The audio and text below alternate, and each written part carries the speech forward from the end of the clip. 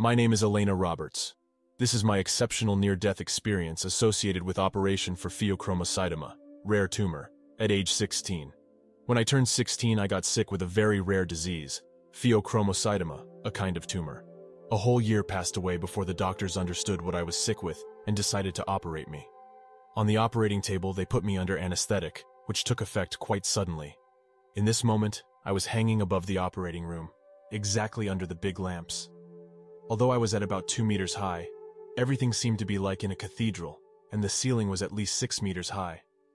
Soon the main surgeon peeped in the room and said in surprise, "Ah, the girl is already asleep." I was watching the liveliness in the operating room.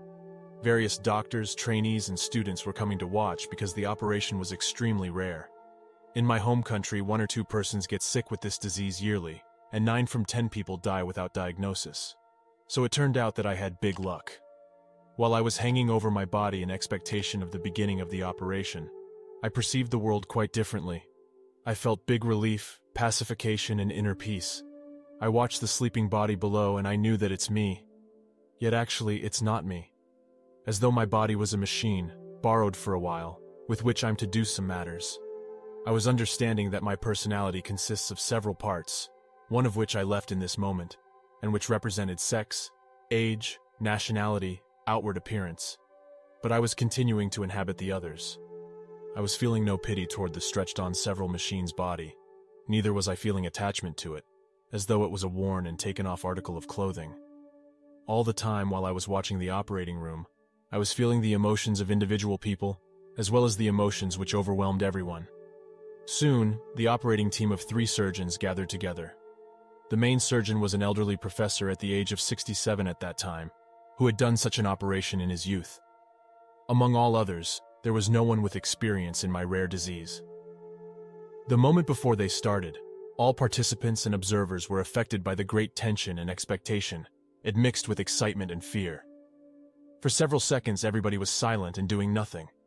After that, the main surgeon made an incision of the skin. The tumor was located in the left adrenal gland, and my body was turned on its right side and tied together. I was watching the gradual cutting of the tissues, more and more deeply, until the moment in which the adrenal gland was not exposed. The tension grew up incredibly. For a while, the professor was observing the gland and was not touching it. Nobody knew what could happen. They were expecting the touch to release a big amount of hormones. In principle, the gland is small, and on it could be seen a little excrescence. It was supposed that this was the tumor, and the initial intention of the doctors was to cut it. Later, it turned out that the whole core of the gland was transformed into tumor, which had torn the wrapper of the gland a little bit and came out on the surface. Finally, the professor decided to cut, and I felt the great tension of the many people in the operating room. In the moment in which the scalpel touched the gland, the fears of all were justified. That very instant continued 1 millisecond, stretched, as though the time slowed suddenly. Simultaneously, many things happened. I felt the wave of panic, which swept away everyone. At the same moment, a high shriek was heard from the device that was measuring the heart rate. I felt the impulse of the beginning of a with the speed of lightning movement, energy, with which everyone from the operating team rushed to do something. Time stretched so much that it looked as a picture, in which the people, intertwined hands, were handing one another various things and were trying to do something. In this moment, I felt a powerful suction from my back, the place where the lamps were, so powerful that I couldn't resist it, although I tried to. In the same moment in which I was sucked, the time set out at full speed, as though it wanted to make it up, and the chaos and panic below, as well as the screams, were indescribable. But this also continued for less than a second. In the next moment, I was floating at full speed through an absolutely dark tunnel, in which there were some gleams, and way ahead in the tunnel a yellow dot was shining. The dot came quickly near, and the tunnel threw me away, in the same way a man falls from the edge of a water slide in the pool, in some strange place. It was empty. The feeling of above, below, and sideways was relative. There was no floor, but I was not flying. The air was shining in milk yellow, something similar of the densest fog in which you've ever got into, lit up from yellow fog lights, but one could see through it. Instantly in front of me appeared 5 shining and yellow human figures. One of them was the main. I felt it was a woman, but I didn't know any of them. I wanted to look at her face features, but the more I stared, the more I couldn't see anything. When I gave up, I felt the features of her face, in the same way when you try to see something with your peripheral vision.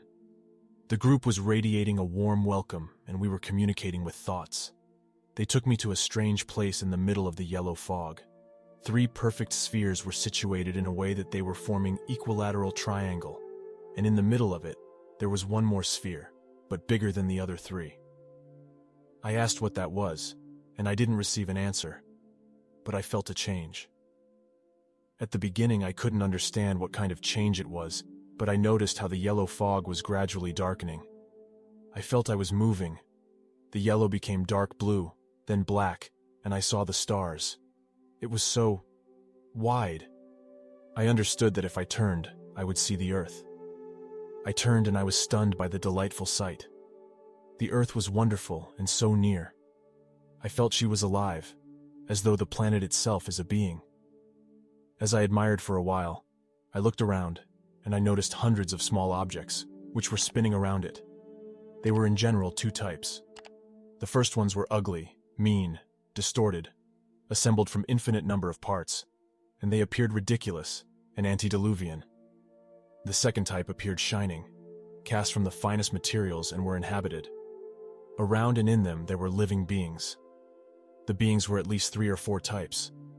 In close proximity to me there was a device with beings, 2.5 to 3 meters high, who were watching me. I asked them, "Who are you?" They replied, "Your friends." I asked them, "What are you doing?"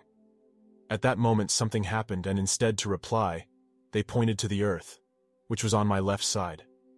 I turned towards it, and I saw a blue ray of light, similar to laser, which was traveling through the cosmos. It was strange that it had a beginning and an end, like a train, and not as a ray of light, whose beginning and end cannot be seen. The ray reached the Earth, went through it, and continued through the cosmos. The Earth began to glow in a wonderful blue halo. I felt that a grand, significant event has happened, which is good. I felt a big liveliness on Earth, like an awakened beehive. I felt the spiritedness, happiness, pacification, and enthusiasm simultaneously, which were gushing out of the beings on Earth. In this moment, I felt how the gravity pulled me back to Earth. I managed only to wave the high beings goodbye, and they returned with a smile. The feeling of a smile is more accurate. I flew towards the Earth, and it was a little bit strange and quite exciting, and in a moment, while I was traveling at very high speed, I found myself in the yellow fog, without falling and landing. Generally, the space in that place was quite relative, and the feeling of time was obscure. The group was staying aside, and I was watching how 2 boys at the age of 7 and 14 were welcoming me. The boys took me to another strange place, a natural picture, which was like a model in the yellow fog. But when you enter the model, everything is quite true and real. I found myself in the middle of a hilly area by the side of a moderately big lake. It was early autumn. We sat down on the shore of the lake and were watching nature. The leaves of the trees became yellow, then fell off. It rained, turned foggy. This continued for a long time. The rain stopped and it snowed. The lake froze. It snowed for a very long time. Then the snowfall stopped, and for years and years everything was frozen. It was an extremely long winter. Finally, drops and brooks ran, and the lake deafeningly started to crackle while the ice was melting. I wondered very much because I've never heard such a crackle in my life. The spring came, everything bloomed. Then came the sweltering summer with many insects, and it became again an early autumn. Until now, I don't understand the meaning of this yearly cycle of the seasons. Then the kids pointed away at the right side of the lake, which was passing under a hill, and on the way a very tall person was walking. A real giant, slightly stooping and about 1.80 meters high. Probably it sounds funny, but this is how I perceived him. The man was between 40 to 45 years old, and was leading a horse with a cart. He was returning from a 2 or 3 day journey to a neighboring city, where he went to sell something. He was walking thoughtfully and despondently, and he was watching his legs. It grew dark. Suddenly, as though I was this man, I was watching the world through his eyes. He had a small woman and 8 kids, and the last kid was newborn. He was a poor peasant, who hardly supported his family, but among all peasants, he was considered to be in the middle class. His native language was German, but he also spoke French well. He was living outside of the city, and cultivated the earth. I understood all of this when I started watching through his eyes. He went round the hill, and in front of him a vast plain revealed itself, in the middle of which was an ugly, gray, depressive city. From our point of view, small. The historical time was the Middle Ages. He reached the city and entered. The picture that I saw from his eyes was so startling that it can't be seen even in the most bravely staged and realistic Hollywood movie about the Middle Ages. The streets were 2 meters narrow. They were covered with a half-meter of mud and animal and human excrements. An old woman looking like a witch, without teeth, ugly, dirty and nasty, jammed into my face something disgusting that she was trying to sell me. On one of the crossings, about 1.5 meters wide, there were staying dirty kids without pairs of pants, and they were looking wide-eyed at me. They seemed to be mental defective.